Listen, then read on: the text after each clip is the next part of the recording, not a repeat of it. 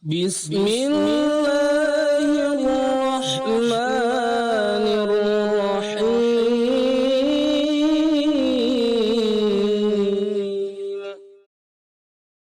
Assalamualaikum warahmatullahi wabarakatuh. Innal hamdalillah nahmaduhu wa nasta'inuhu wa nastaghfiruh. Wa na'udzu billahi min sururi anfusina wa min sayyiati a'malina. May yahdihillahu fala mudhillalah wa may yudlil fala hadiyalah. Asyhadu an la ilaha illallah wahdahu la syarikalah wa asyhadu anna Muhammadan abduhu wa rasuluh. Allahumma salli wa sallim ala Muhammadin wa ala alihi wa ashabihi ajmain, amma ba'd. Kaum muslimin, para pecinta ilmu syar'i, semoga dirahmati Allah Azza wa Jalla. Kemarin kita bahas tentang beriman kepada para nabi dan para rasul pada pasal yang ke-8. Dan hari ini kita masuk kepada pasal ke-9, yaitu beriman kepada kerasulan Muhammad sallallahu alaihi wasallam. Seorang muslim yang beriman bahwasanya nabi yang ummi atau buta huruf, yaitu Nabi Muhammad bin Abdullah bin Abdul Muthalib al-Hashimi al-Qurashi al-Arabi, yang berasal dari keturunan Nabi Ismail bin Ibrahim al-Khalil alaihissalam, adalah hamba Allah dan Rasulnya yang diutus kepada segenap umat manusia, baik yang berkulit merah maupun yang berkulit putih, kulit hitam. Dan dengan kenabiannya Allah menutup dan mengakhiri kenabian dan kerasulan. Maka tidak ada nabi, tidak ada pula rasul setelah beliau. Beliau adalah khataman nabiyyin wal mursalin. Beliau adalah penutup nabi dan penutup rasul. Itulah beliau. Nabi Muhammad SAW telah didukung dengan beberapa mukjizat dan diutamakan atas segenap nabi, sebagaimana umatnya telah diutamakan atas segenap umat. Allah telah mewajibkan cinta kepadanya, memastikan taat kepadanya, dan mengharuskan mutaba'ah atau mengikutinya. Allah tabaraka wa ta'ala juga telah memberikan kelebihan-kelebihan khosais kepada beliau yang belum pernah diberikan kepada siapapun selain beliau. Yang diantaranya adalah al-wasilah, al-kausar, telaga di padang mahsyar, al-haud atau kolam, dan al-maqam al-mahmud, kedudukan yang termulia. Iman yang demikian itu karena adanya dalil-dalil nakli dan dalil akli yang nanti kita jelaskan. Para pemirsa, beriman kepada Nabi Muhammad SAW adalah sempurna atau tidaknya iman kita. Akan soak iman, akan musnah iman, akan tercabut iman kalau kita tidak meyakini, tidak mengimani Nabi Muhammad SAW. Bukan hanya itu, tidak mengimani beliau sebagai Nabi terakhir, itu mencabut iman. Jadi kalau ada kelompok-kelompok yang lahir, yang hadir sekarang meyakini ada Nabi, ada Rasul setelah beliau, maka dia telah kafir. Mereka telah tercabut imannya, karena mereka mengingkari ayat Allah, mengingkari hadis-hadis nabinya. Untuk itu, di hati kita, di ucapan kita, ditindak tanduk kita wajib mengimani bahwa Nabi Muhammad itu adalah Nabi dan Rasul yang paling mulia, Nabi dan Rasul yang terakhir, bahkan dia adalah Nabi dan Rasul sebagai penghulu Nabi dan Rasul yang ada. Di antara dalil yang mengungkapkan tentang kepribadian beliau, kita bagi kepada 4 bagian. Pertama, tentang kesaksian Allah dan para malaikat bagi Nabi Muhammad bahwasanya beliau menerima wahyu. Dalilnya ada pada surat yang keempat, An-Nisa ayat 166. Para pemirsa yang cinta ilmu silakan buka kitabnya ya. Buka kitabnya biar kita simak.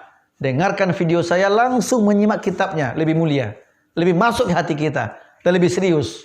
Silakan buka kitabnya pada halaman yang ke-44 ya. Surat An-Nisa ayat 166. Allah menyatakan, lakinillahu yashhadu bima anzala ilaika anzalahu bi'ilmihi wal malaikatu yashhadun wa kafa billahi syahida. Mereka tidak mau mengakui yang diturunkan kepadamu itu, tetapi Allah mengakui Al-Quran yang diturunkan kepadamu. Allah menurunkannya dengan ilmunya, dan malaikat-malaikat pun menjadi saksi pula. Cukuplah Allah yang mengakuinya. Ayat ini menjelaskan tentang banyak umat-umat Nabi Muhammad ini yang ingkar akan kenabian beliau. Banyak umat-umat yang tak percaya akan kerasulan beliau. Kata Allah, biarlah mereka tidak percaya kepadamu, hai Muhammad, tapi aku percaya kepadamu. Aku meyakini engkau adalah Nabi dan Rasul yang mulia. Masya Allah. Allah mengatakan, biarlah umatmu mengingkari kerasulanmu. Biarlah umatmu enggak percaya akan kenabianmu, tapi aku percaya kepadamu, hai Muhammad. Para malaikatku percaya kepadamu. Allahu Akbar. Allah begitu meyakinkan Nabi Muhammad akan dirinya, bahwa dia betul-betul hamba yang Allah utus sebagai Nabi dan Rasul.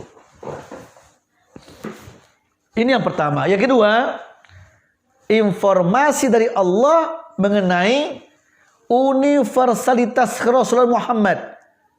Ya, Allah menginformasikan tentang Muhammad diutus untuk semua umat di alam semesta ini. Beliau juga sebagai Nabi yang akhir. Kita wajib taat dan patuh kepadanya, serta mencintainya, dan kita akui beliau sebagai Nabi penutup. Dalilnya, pertama, surah 4 An-Nisa ayat 170. Ya ayuhan nas, qad ja'akumur rasul bil haqq mir rabbikum fa aminu khairal lakum. Wahai manusia, sesungguhnya telah datang Rasul Muhammad itu kepadamu dengan membawa kebenaran dari Rabbmu, maka berimanlah kamu kepadanya. Itulah yang lebih baik bagimu. Jadi ayat ini menyuruh kita untuk beriman kepada Rasul Muhammad tersebut. Yang kedua, surat 5 Al-Maidah ayat 19.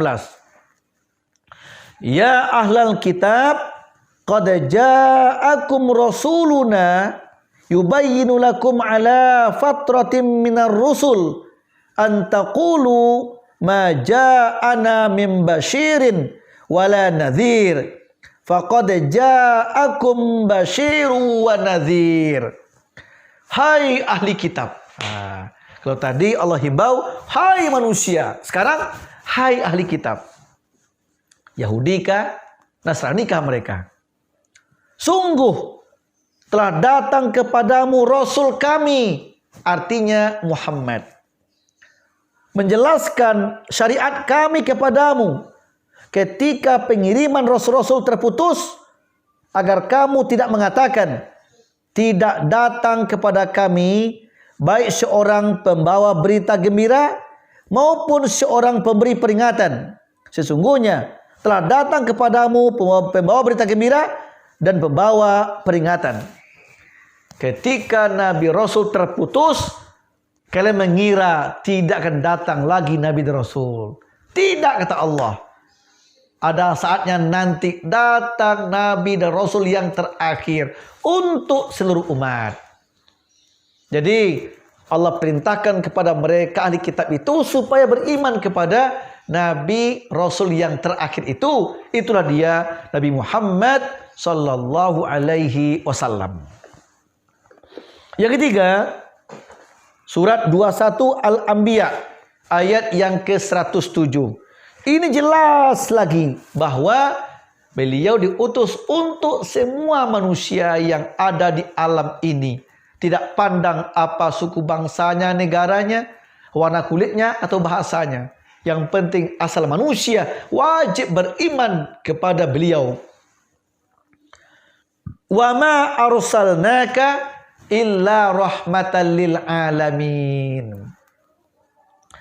Dan tidaklah kami mengutus engkau, hai Muhammad, melainkan untuk menjadi rahmat bagi alam semesta. Jadi Nabi Muhammad itu Allah turunkan sebagai Nabi dan Rasul untuk manusia di alam semesta ini yang wajib beriman kepadanya. Barang siapa yang beriman kepada Nabi dan Rasul sebelumnya, tapi mengingkari beliau, batallah imannya, kafirlah dia. Wajib mengimani Nabi Rasul dan wajib meyakini beliau bahkan sebagai Nabi Rasul yang terakhir. Dan beliau diutus untuk seluruh manusia di alam semesta ini. Yang keempat, tercantum pada surat Al-Jumu'ah ya. Al-Jumu'ah, kalau nggak salah surat yang ke-62 ya. Ayat yang kedua. Huwallazi ba'atsa fil ummiyina rasula minhum yatlu 'alaihim ayatihi wa yuzakkihim wa yu'allimuhumul kitab wal hikmah wa in kanu min qablu lafi dhalalim mubin. Dialah yang mengutus kepada kaum yang buta huruf seorang rasul di antara mereka. Artinya Allah telah mengutus kepada suatu kaum rasul yang buta huruf, rasul yang ummi, yang tidak bisa tulis baca. Tetapi tugasnya membacakan ayat-ayat Allah kepada mereka, menyucikan mereka, dan mengajarkan kepada mereka kitab dan hikmah. Sesungguhnya mereka sebelumnya benar-benar dalam kesesatan yang nyata. Di sebelum Nabi lahir, bahkan sebelum Nabi menjadi Rasul dan Nabi, maka umat banyak dalam kezaliman, tenggelam dalam kesyirikan, kemaksiatan, kegelapan. Datang beliau membangkitkan mereka agar mereka beriman, agar mereka terang benderang, agar mereka tidak lagi dalam kezaliman. Allahu Akbar. Beliau mengangkat derajat manusia yang hina menjadi mulia, dari zalim kepada penyayang. Inilah tugas beliau. Allahu Akbar. Makanya sekarang ini kalau kita bimbang dan ragu, kepada siapa kami mencontoh lagi? Kepada siapa kami berimam lagi? Siapa contoh kami? Siapa public figur kami? Semuanya salah-salah begini. Allahu Akbar. Jangan lupakan, kita masih punya Nabi dan Rasul, Nabi Muhammad SAW. Dialah public figur kita. Kalau dia telah meninggal, dia tinggalkan warisannya berupa Al-Quran dan Sunnah. Kita beriman kepadanya, berimanlah kepada sabdanya, ucapannya, sunnahnya. Dia nggak ada warisannya, Al-Quran dan Sunnah. Kaum muslimin, berikutnya Allah cantumkan pada surat yang ke-48 Al-Fat ayat yang ke-29. Muhammadur Rasulullah. Nah ini. Muhammadur Rasulullah. Muhammad itu adalah Rasulullah. Ini ayat menjelaskan tentang kerasulan beliau. Itu yang kelima tadi ya. Yang keenam, surat Al-Furqan 25 ayat yang ke-1. Tabarakalladzi nazzala al-furqan ala 'abdihi liyakuna lil 'alamina nazira.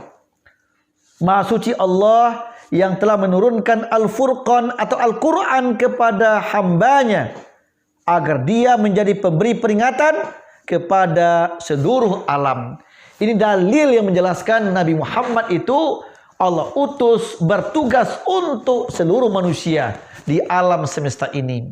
Berbeda dengan rasul-rasul sebelumnya, hanya diutus untuk kaumnya sendiri. Yang ketujuh, surat 33 Al-Ahzab ayat 40.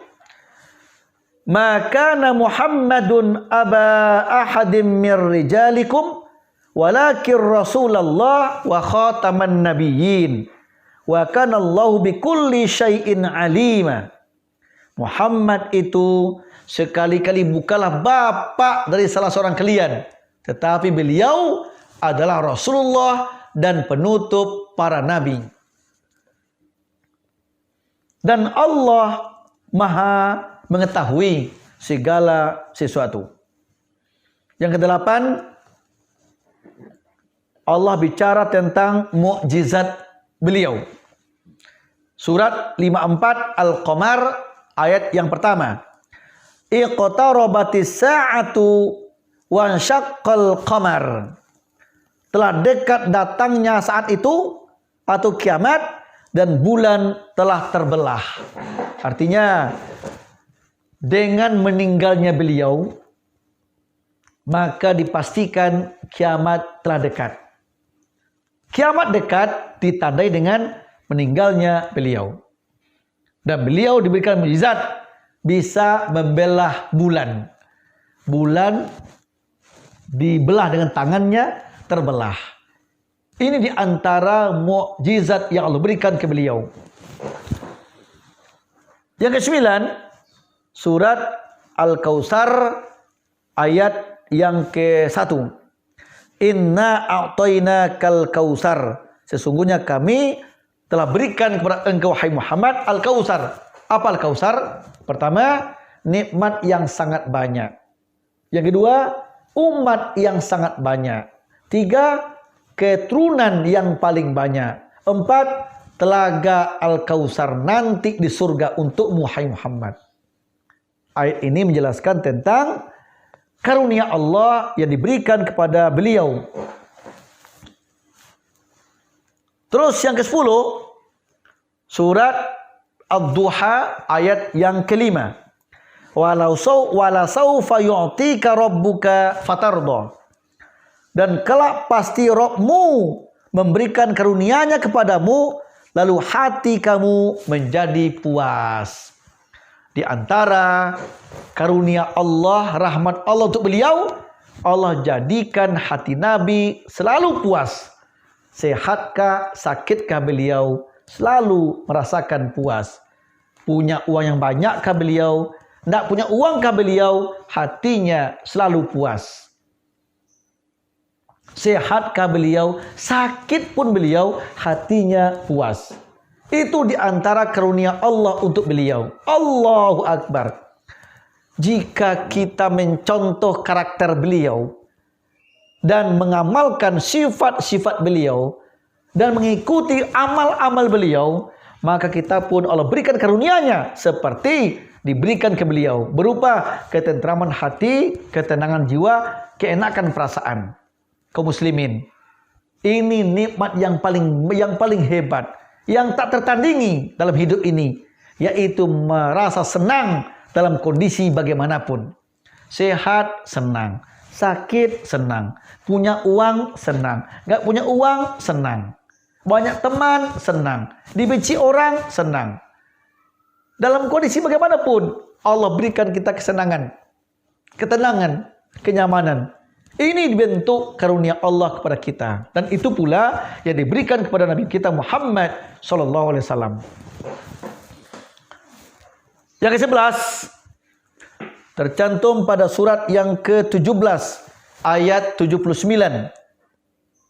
Ini merupakan firman Allah tentang al-maqam al-mahmud, kedudukan yang tinggi yang Allah berikan ke beliau. Wa minal laili fatahajjad bihi nafilatan lak asa ayyab'atsaka rabbuka maqaman mahmuda. Dan pada sebagian malam hari salat tahajudlah kamu sebagai suatu ibadat tambahan bagimu, mudah-mudahan Rabbmu mengangkatmu ke tempat yang terpuji. Nabi Muhammad selama hidup rajin tahajud. Bangun malam tahajud, salat. Nangis, orang tidur, beliau bangun, beliau sholat, meneteskan air mata, sujud ke Allah tabaraka wa ta'ala. Akhirnya apa? Dengan tahajud itu Allah angkat derajatnya, Allah tinggikan makamnya ke tempat yang mulia. Di samping itu sebagai ibadah tambahan bagi beliau. Kalau Nabi kita begitu, tentu kita umatnya mencontoh beliau. Mari tegakkan tahajud, bangunlah malam hari, sholat kita. Nabi kita tahajud, kita pun tahajud. Ingat, sepertiga malam terakhir itu adalah saat Allah nuzul, turun ke langit dunia. Dan Allah pun berfirman di sana, barang siapa yang minta kepadaku, aku berikan. Barang siapa yang doa kepadaku, aku kabulkan.